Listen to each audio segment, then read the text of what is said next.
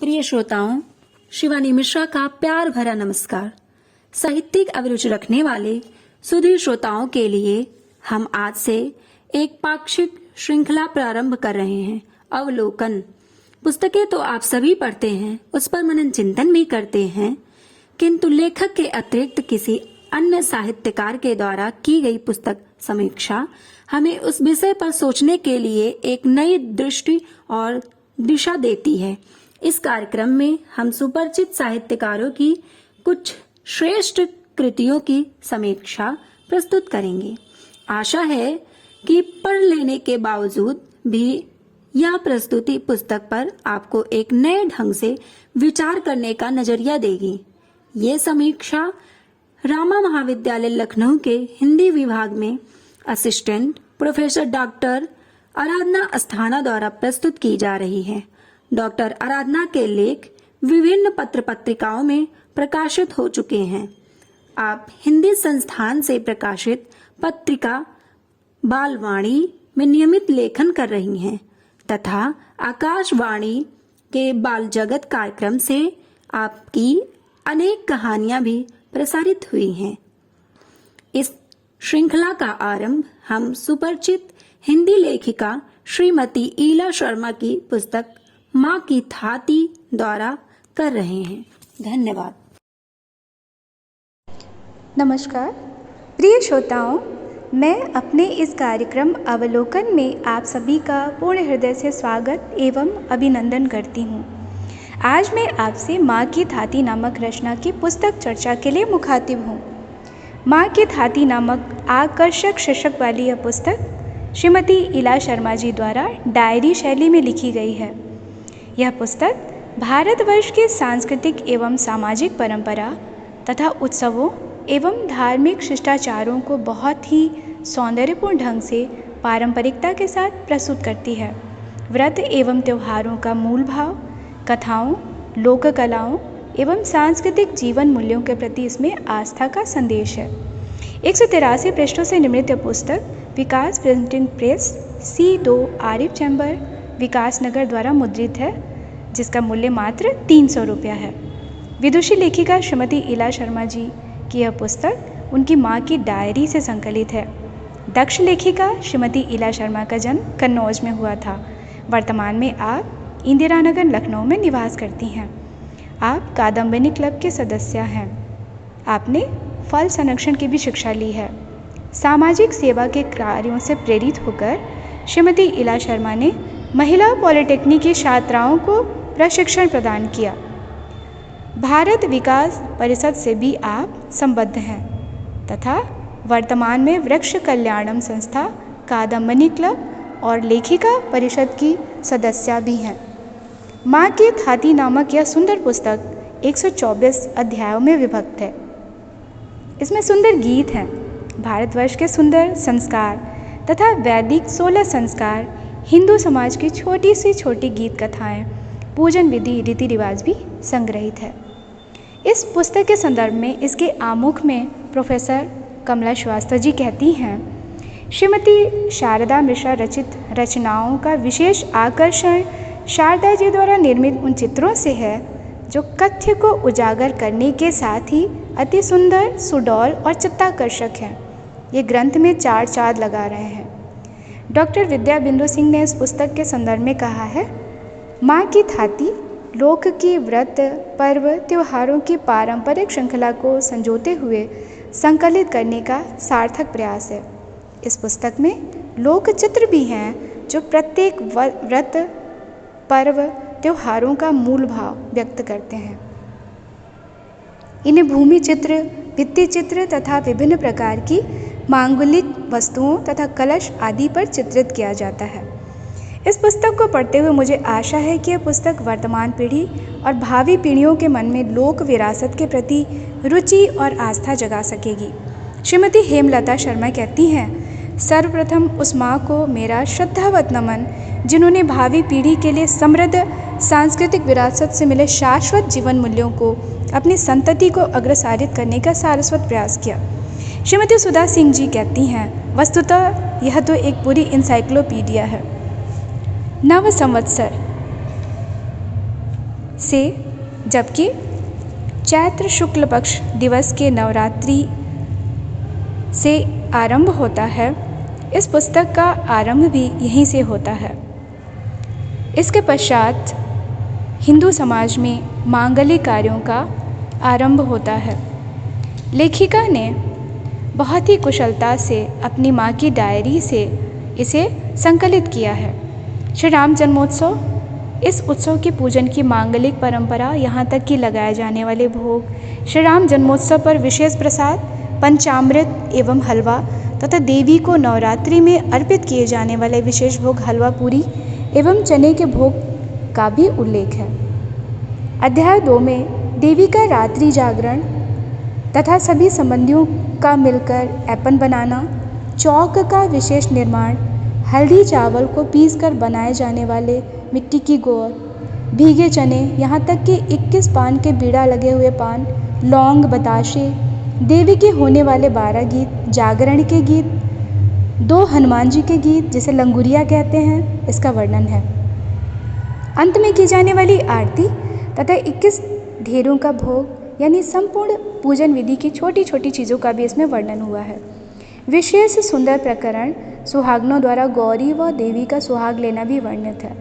चैत्र मास में तेरस का पूजन, जिसमें दीवार पर आकृति बनाकर कात्यायनी देवी की स्थापना की जाती है, इसका 3रा अध्याय है। झालर गूंथने की रस्म, चैत्र मास के सोमवार को श्री जगन्नाथ का पूजन, चैत्र मास कृष्ण पक्ष अष्टमी तिथि को मनाए जाने वाली शीतलाष्टमी,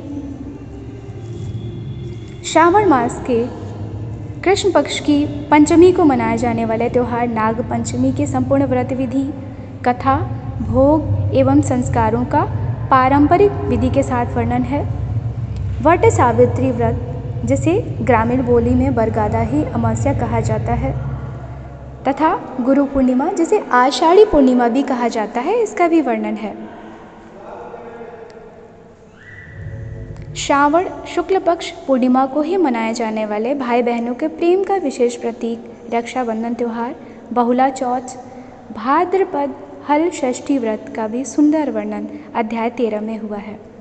भाद्रपद कृष्ण पक्ष की अष्टमी तिथि को बहुत धूमधाम से मनाए जाने वाले श्री कृष्ण जन्मोत्सव, जिसमें श्री कृष्ण ने इस धरती पर उल्लास, प्रेम एवं आनंद के साथ विराट स्वरूप में अवतरित होकर अधर्म का नाश कर धर्म की स्थापना की, तथा इस उत्सव पर श्री कृष्ण के लड्डू गोपाल स्वरूप का किस प्रकार सुंदर वस्त्राभूषणों से सजाकर मंदिर में सिंहासन पर या पालने पर विराजित करते हैं। सुंदर झांकियाँ, विशेष चढ़ाए जाने वाले भोग तथा संपूर्ण पूजन विधि का ज्ञान इस अध्याय से होता है। हरितालिका तीज, जिसकी मान्यता है कि पार्वती माँ ने शंकर जी को प्राप्त करने के लिए इस व्रत को किया था। अनंत चौदस,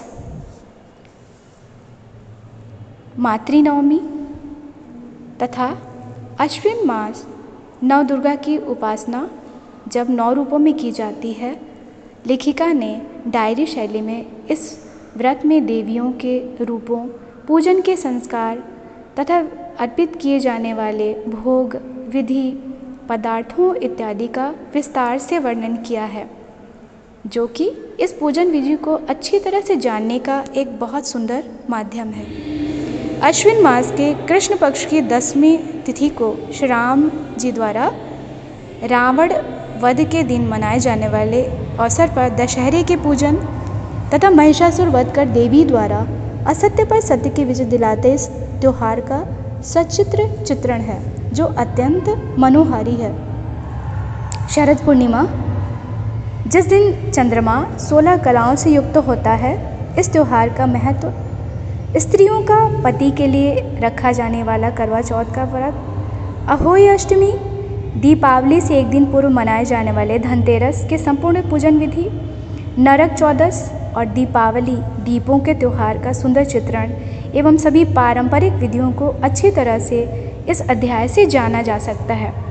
भाई दूज तथा अन्य सभी छोटे छोटे त्योहारों, गोपाष्टमी, एकादशी, चतुर्दशी, कार्तिक पूर्णिमा, संकष्टी, चतुर्थी के पर्व का भी विस्तृत वर्णन है।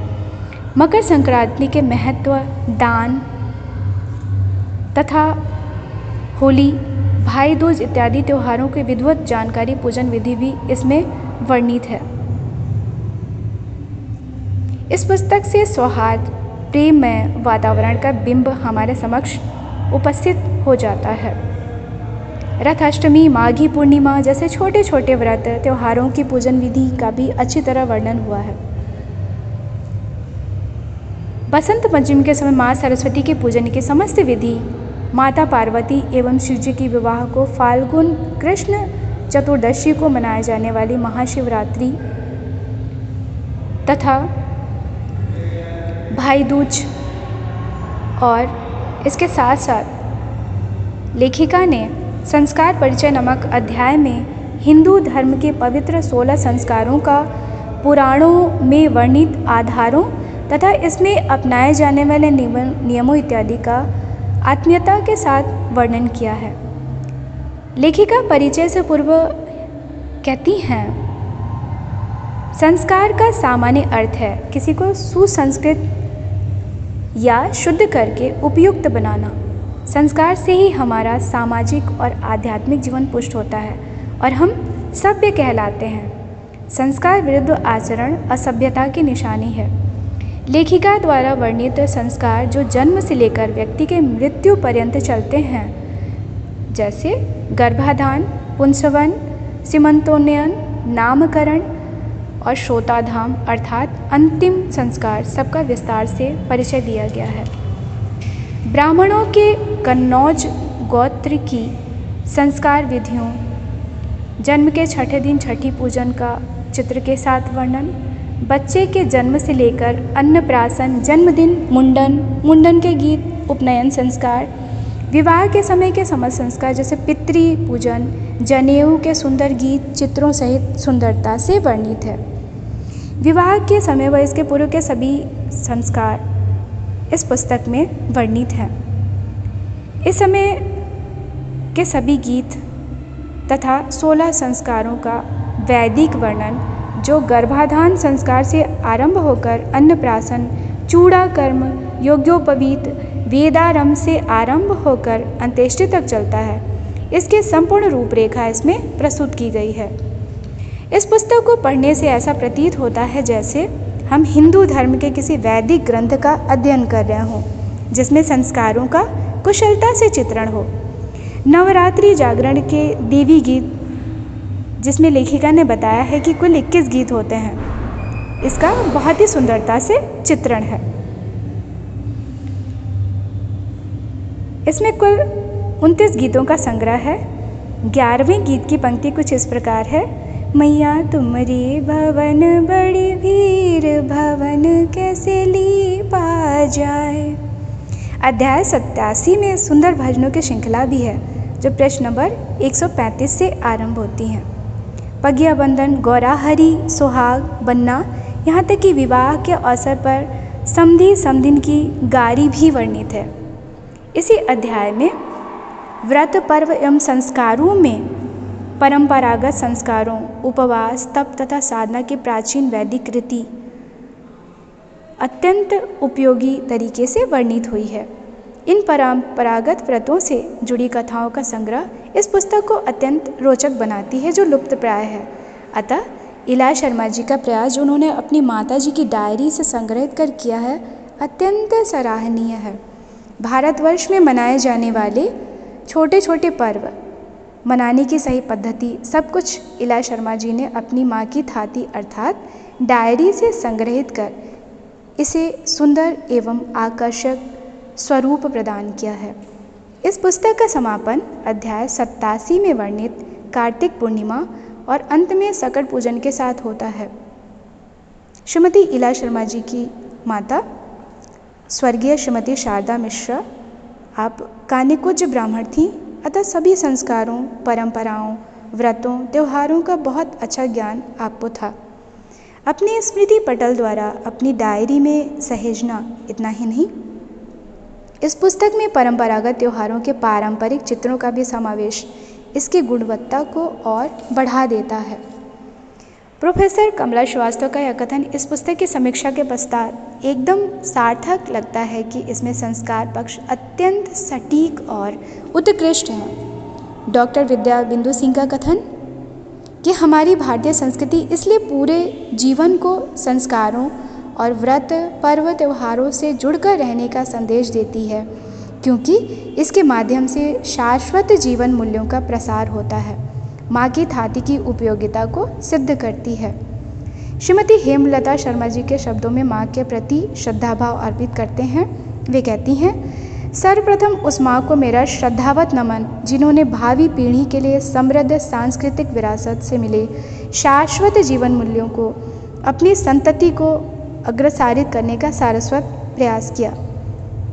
अंत में मैं कहना चाहूँगी कि इस पुस्तक को क्यों पढ़ना चाहिए, तो इसका उत्तर यह है कि माँ की थाती एक दुर्लभ ग्रंथ जैसा है, जिसमें वैदिक काल से लेकर आधुनिक काल के हर संस्कारों, पर्वों, त्योहारों, गीतों, कथाओं और छोटे छोटे परंपराओं का चित्रण है जो दुर्लभ है, और किसी एक कथा अथवा व्रत विधि एवं संस्कार के संदर्भ में जानने के लिए हमें बहुत प्रयत्न करना पड़ता है। एक स्थान पर इतने दुर्लभ ज्ञान को संजोकर प्रस्तुत की गई एक सुंदर गुलदस्ते के समान यह माँ की थाती अत्यंत सराहनीय है। इस माँ की थाती में लालित्य है, भावों की, गीतों की सुमधुर परंपरा के साथ ही भारतवर्ष की गौरवमयी पारंपरिक संस्कृति की थाती है, जो मानव मन में उल्लास भरने के साथ ज्ञानवर्धन भी करती है।